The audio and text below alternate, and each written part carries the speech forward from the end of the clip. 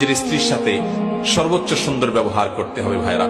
আল্লাহ বলেছেন ওয়াশিরুহুন্না বিল মারুফ, তাদের সাথে সুন্দর আচরণ করো। আমাদের অনেক ভাইরা আছেন বাহিরে অনেক ভালো, কাস্টমারের সাথে ভালো, ক্লায়েন্টের সাথে ভালো, পরিচিত অপরিচিত মানুষের সাথে ভালো, কিন্তু নিজের স্ত্রীর সাথে যা তা আচরণ, বদরাগ আছে না নাই? বেচারের উপরে যত রকমের টর্চার, অবিচার, গালমন্দ, বাজে কথা ঘরে ঘরে। অনেক লোক আছে বাহিরে অনেক সভ্য ভদ্র, ওনাকে মানুষ অনেক ভালো জানে, কিন্তু ওনার বউ জানে ওনার চরিত্রের হাল কি, ঠিক না? এই জন্য নবী করিম সাল্লাল্লাহু আলাইহি ওয়াসাল্লাম বলেছেন যে খায়রুকুম খায়রুকুম লিআহলি ওয়া আনা খায়রুকুম লিআহলি। তিনি বলেছেন তোমাদের মধ্যে সবচেয়ে ভালো মানুষ কে? এই মাহফিলের মধ্যে সবচেয়ে ভালো মানুষ কে?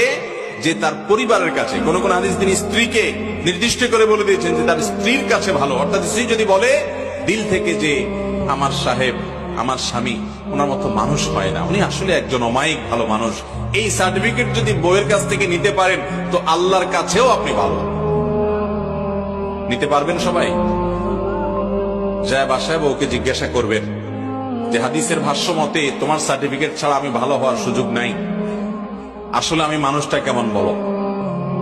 যদি বউ হেসে দেয় পিক করে, তাহলে বুঝবেন যে কাহিনী ভিন্ন। বুঝতে পেরেছেন? যদি হেসে দেয় তাহলে বুঝতে হবে আলামত ভালো না। অতএব